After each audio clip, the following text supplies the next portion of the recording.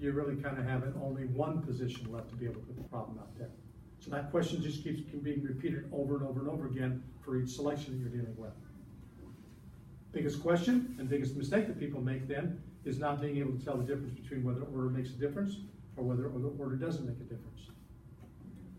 So in how many different ways could you arrange 3 different letter tiles, from a set of 7 different letter tiles?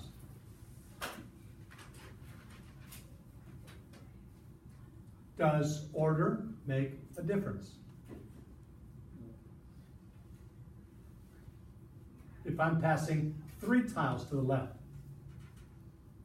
does it make a difference the order in which I pass them? Does it make a difference the order in which you pick them up? Okay, so how many tiles do you have to select from for the first tile? Any of 7, which I will always put at the front because I go left to right when I read and write and type into the calculator. And how many places could that have been?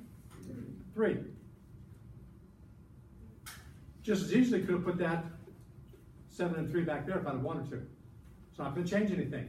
For convenience sake, I do it left to right. But you're asking that question in case for the denominator in the second part of the problem.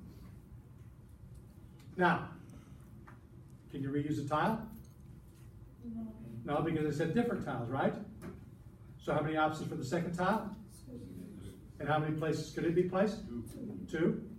And then tail end Charlie.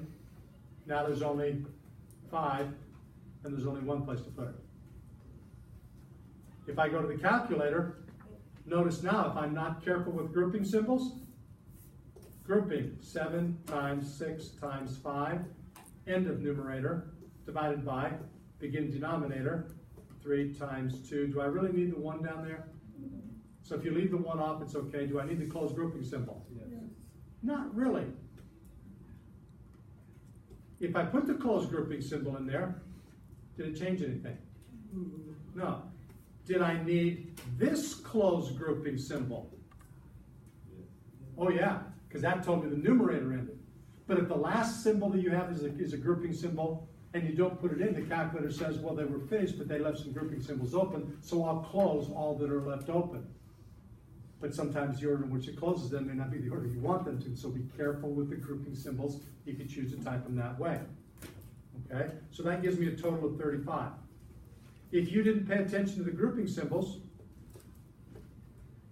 for that, 7 times 6 times 5, and then divided by 3 times 2 times 1, different result? Your calculator is smart, but it's not a frickin' genius because it doesn't see fractions the way that you see it. It's very good at doing what you tell it to do, so if your calculator didn't give you the right answer, it's because you didn't tell it to do that. If you write this down on your scratch paper and you don't have the correct answer over here, I know you typed something wrong. You're going to get some points for knowing what to do. You're going to lose some points for not being able to do what you said you were going to do. So how you play with your calculator is up to you. But in terms of support work, not as much places for you to be able to get partial credit here, but the setup of these problems is a very important part. So almost exclusively, I'm using blanks for underlines in every exercise.